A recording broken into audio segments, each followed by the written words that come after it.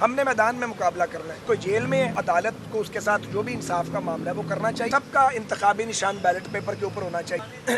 کوئی deal well نہیں ہے. کیا نواز شریف صاحب کی مقدر میں یہ لکھا ہوا ہے کہ ساری زندگی وہ جلاوطنی کاٹیں گے؟ جلاوطنی ختم نہیں ہونی. اور اگر جھوٹے مقدمات بنیں گے تو کیا ان مقدمات نے کبھی ختم نہیں ہونا؟ آخر کوئی اینڈ ہونا چاہیے کسی چیز کا. ایک آدمی کی 11.5-12 سال کی یار جلاوطنی ہے, 3.5-4 سال کی قید ہے, اور کیا لینا اس میں سے, کیا نکالنا ہوگا؟ ہم سب نے قیدیں کاٹی ہیں, کیا ملا کسی کو؟ اور میں اس بات کا یہ جواب دینا چاہتا ہوں کہ یہ جو الزام لگایا گیا ہے, جو ہمیشہ اس وقت لگایا جاتا ہے جب ہمیں پسند نہیں کیا جاتا تو پھر ہر رقم دیا جاتا ہے, یہ اس ملک میں ہوا ہے بار بار. اس لیے کوئی ڈیل نہیں ہے. نواز شریف صاحب نے واپس ہی آنا تھا اور یہ بالکل اپروپریٹ ٹائم ہے ان کے واپس آنے کا. جب وہ گئے تھے وہ شدید بیمار تھے, اور جب ان کا وہاں علاج ہوا ہے, پچھلے سال تک ان کا یہ 22 کے اینڈ تک ان کا ٹریٹمنٹ بڑا سیریس ہوتا رہا ہے. پھر ڈاکٹرز نے اس سال کے مڈ میں ان کو کہیں اجازت دیا کہ اب آپ ٹریول کر سکیں گے. تو ہر چیز کو وقت لگتا ہے. لیکن اگر یہ سب نہ بھی ہوتا تو جو سیاسی قیادتیں انہیں جلاوطنیاں کاٹی ہیں دنیا میں, جو تبدیلی لے کے آئے ہیں, کوئی پہلی بار ہوا ایسا؟ انہوں نے قیادتیں فراہم کی ہیں وہ جہاں بھی تھے اپنی قوموں کو اور اپنی جماعتوں کو. نواز شریف صاحب کے لیے یہ بار بار ہوا ہے.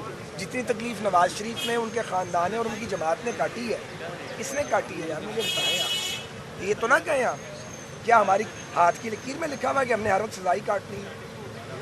میں 2002 میں نواز شریف صاحب ہمارے ساتھ نہیں تھے, ہم نے الیکشن نہیں لڑا آپ کے سامنے, جنرل مشرف کی حکومت سامنے دیکھ. اور اسی طرح 2008 میں آپ سب یہیں تھے ماشاءاللہ. تو آپ کو یاد ہوگا کہ 48 گھنٹے پہلے میاں نواز شریف اور میاں شہباز شریف آئے تھے. پوری رات ہم نے ٹرک پہ گزاری تھی اور ٹرک پہ کھڑے ہو کے فیصلے کیے تھے. جلوس چل رہا تھا, میں وہیں موجود تھا, آپ لوگ بھی موجود تھے. اس وقت بھی ہم نے کوئی چیخیں نہیں ماری. 18 میں ہمارے ہاتھ پاؤں باندھے گئے, اس وقت کی اسٹیبلشمنٹ نے باندھے اور جوڈیشری نے مل کے سازش کی. عمران خان اس کا بینیفیشری تھا.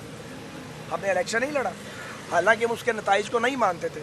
نہ ہم نے استعفے دیے اس میں سے, نہ ہم نے دھرنے دیے. ہاں, ہم نے اپنی بات ضرور کی. اب پھر ایک الیکشن آ گیا ہے, سب کو لڑنا چاہیے. سب کا انتخابی نشان بیلٹ پیپر کے اوپر ہونا چاہیے. اور اگر کوئی جیل میں ہے تو عدالت کو اس کے ساتھ جو بھی انصاف کا معاملہ ہے وہ کرنا چاہیے. ہمیں کوئی اعتراض نہیں ہے. ہم نہیں ہیں کسی کو جیل بھیجنے والے, نہ ہمیں کسی کو پکڑنے کا یا پکڑوانے کا شوق ہے.